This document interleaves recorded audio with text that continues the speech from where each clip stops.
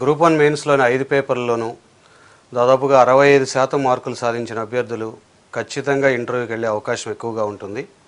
ఈ 5 పేపర్లో పేపర్ 1 వచ్చేసి ప్రధానంగా societal issues, current affairs and AP nativity ఉన్న ఇష్యూస్ మీద ప్రాధాన్యత ఉంటుంది. కాబట్టి పేపర్ 1 ప్రిపేర్ అయ్యేటప్పుడు ఎగ్జామ్ పరీక్షా తేదీని బట్టి అప్పటి వరకు జరుగుతున్న పరిణామాలన్నిటినీ అవగతం చేసుకోవాల్సి ఉంటుంది. మిగతా పేపర్లు వచ్చేసి ఎప్పుడో జరిగిన విషయాలైనా అప్పుడు ఉన్నటువంటి స్టాండర్డ్ బుక్స్లోని సమాచారం సరిపోతుంది. బట్ పేపర్ 1 ప్రిపేర్ అయ్యే అభ్యర్థి నిత్యం జరుగుతున్నటువంటి ప్రపంచ పరిణామాలు, ఇండియా పరిణామాలు, ఏపీ పరిణామాల మీద దృష్టి పెట్టి ప్రిపేర్ అవ్వాల్సి ఉంటుంది. కాబట్టి యావరేజ్గా 65 మార్క్స్ ఉంటే ఇంటర్వ్యూకి వెళ్ళే అవకాశం ఉంటుంది.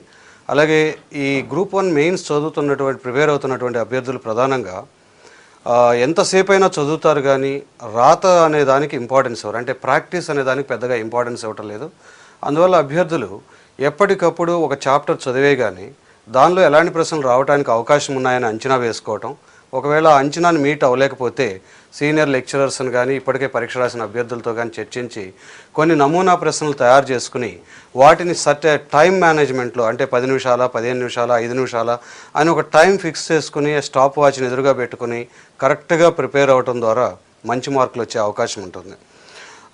అలాగే పేపర్ 2లో వచ్చేసి Indian history, AP history and polity ఉన్నాయి. ప్రధానంగా ఇవి కృష్ణారెడ్డి గారి పుస్తకాలు అండ్ రఘునాథరావు పుస్తకాలు హిస్టరీకి బాగా ఉపయోగపడతాయి. అలాగే పాలిటీకి వచ్చేసి తెలుగు అకాడమీ పుస్తకం కొంతవరకు మేలుగా ఉపయోగపడుతుంది. అయితే పాలిటీలో అండ్ హిస్టరీలో ఇప్పుడు లాస్ట్ టైం అభ్యర్థులను మనం పరిశీలిస్తే పేపర్ 2లోనే తక్కువ మార్కులు ఎక్కువ మందికి వచ్చాయి. ఈవెన్ ర్యాంకర్స్ కూడా 80-90 మార్కులకే వాళ్ళు పరిమితం అయిపోయారు పేపర్ 2లో. ఎందుకు అంటే బేసిక్గా ఈ పేపర్లో వచ్చే ప్రశ్నలన్నీ కూడా ఇండైరెక్ట్ మోడ్లో ఉంటాయి. అందువల్ల వాటిని రాయటం కొద్దిగా కష్టంగా ఉంటుంది. అందువల్ల అభ్యర్థులు వివిధ సమాచారాన్ని చదివేటప్పుడే దీని మీద పరోక్ష ప్రశ్నలు ఎలా వస్తాయనే ప్రాక్టీస్ పేపర్ 2లో ఎక్కువ మార్కులు తీసుకొస్తాయి. అలాగే పేపర్ 3లో ఇండియన్ ఎకానమీ, ఏపీ ఎకానమీ ఉంటాయి. ఇందులో ప్రధానంగా చాలామంది అభ్యర్థులు ఎకనామిక్స్ చదవాలనుకునే అపోహలో ఉంటారు. అలా కాదండి. మన సమాజంలో ఆర్థిక వ్యవస్థ ఎలా ఉంది, వ్యవసాయ రంగం, పారిశ్రామిక రంగం, సేవా రంగం, ఇతరత్ర రంగాలు, వాటి యొక్క పరిణామాలు, అవి గత 50 సంవత్సరాల్లో ఎలాంటి పరిస్థితిని చూసాయి, ఇలాంటి విషయాల మీద ఎక్కువ దృష్టి పెట్టాలి. పేపర్ 4లో సైన్స్ అండ్ టెక్నాలజీ పేపర్ అంటారు దీన్ని సింపుల్గా. దీంట్లో సెక్షన్ 1లో వచ్చేసి ఫిజికల్ సైన్స్, సెక్షన్ 2లో బయాలజికల్ సైన్స్, సెక్షన్ 3లో ఎకాలజీ పార్ట్స్ ఉన్నాయి.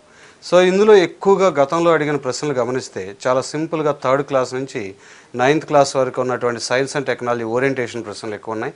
ముఖ్యంగా పర్యావరణ సంబంధిత విషయాల మీద కొంత ఇప్పుడు కరెంట్ అఫైర్ని అనుసంధానం చేసుకోవాల్సిన అవసరం అభ్యర్థికి ఉంటుంది. అందువల్ల ఎకాలజీ పార్ట్ రాసేటప్పుడు చాలా కేర్ఫుల్గా ఉండాలి. అలాగే సెక్షన్ 2లోని బయాలజికల్ పార్ట్ పెద్ద కష్టమేమి ఉండదు, సింపుల్ విషయాలే ఉన్నాయి.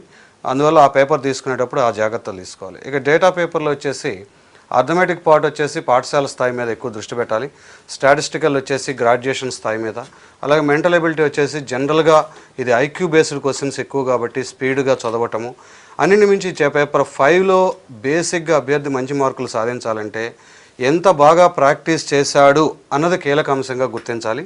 అందువల్ల ఈ పేపర్ 5ని ఆషామాషిగా తీసుకోకుండా డైలీ ఒక 1 or 2 hours టైం మేనేజ్మెంట్ ప్రకారం క్వశ్చన్స్ అని ప్రిపేర్ అయితే ఎక్కువ మంచి మార్క్స్ వచ్చే అవకాశం ఉంది. ఈ విధమైన జాగ్రత్తలు తీసుకుంటూ రైటింగ్ ప్రాక్టీస్కి, టైం మేనేజ్మెంట్కి ఇంపార్టెన్స్ ఇచ్చిన అభ్యర్థి గ్రూప్ 1 మెయిన్స్లో మంచి ఫలితాలు పొందుతారు.